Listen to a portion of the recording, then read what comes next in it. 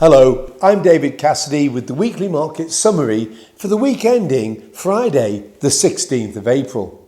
As you can see from the accompanying table, the FTSE 100 index ended the week above the 7,000 level, a level not seen since the 26th of February 2020, and a far cry from the sub 5,000 level it fell to in those dark and uncertain times last March. Now, while this is undoubtedly great news as it reflects the economic recovery we've been talking about in our commentaries, the index still remains well below its all-time high of 7,877. However, the UK's aggressive and successful vaccination programme, rapidly improving consumer confidence as the economy reopens, an index that is cheaper than its global peers on most valuation metrics, and an economy that is set to be one of the fastest growing over the next couple of years, should hopefully provide a sustainable tailwind to hone in on that all-time high. Having said that, we've often highlighted how fickle markets can be in our weekly market summaries, and it was particularly telling that all the major global equity markets ended the week nicely higher. That is, with the exception of China. Judging by the knee-jerk response, Chinese equities were clearly unimpressed by the fact that Q1 GDP growth came in at just 18.3%. as this was below consensus estimates of 18.5%.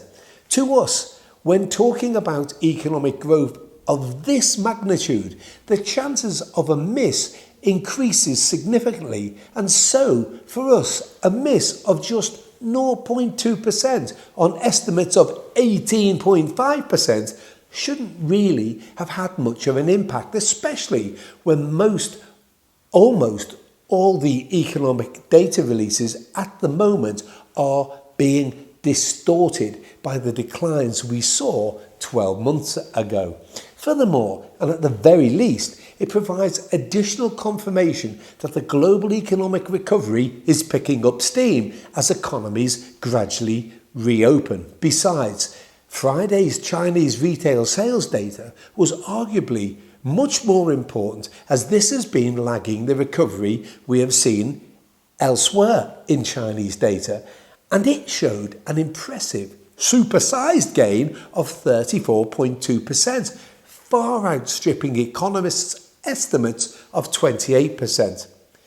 There was also plenty of other arousing economic data released last week. For example, in the US, the Fed's Beige Book upgraded its view of the economic recovery to moderate from modest, while the weekly US initial jobless claims fell to 576,000, which is especially positive as it is the lowest reading since the coronavirus outbreak.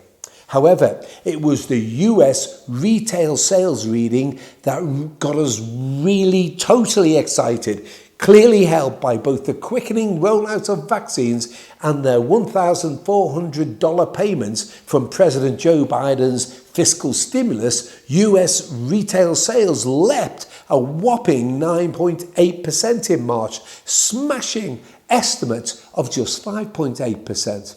Looking ahead, this coming week, we have PMI data for the US, UK, Eurozone and Japan, UK employment data, unemployment rate and weekly earnings, UK CPI inflation, UK retail sales, and an ECB monetary policy meeting.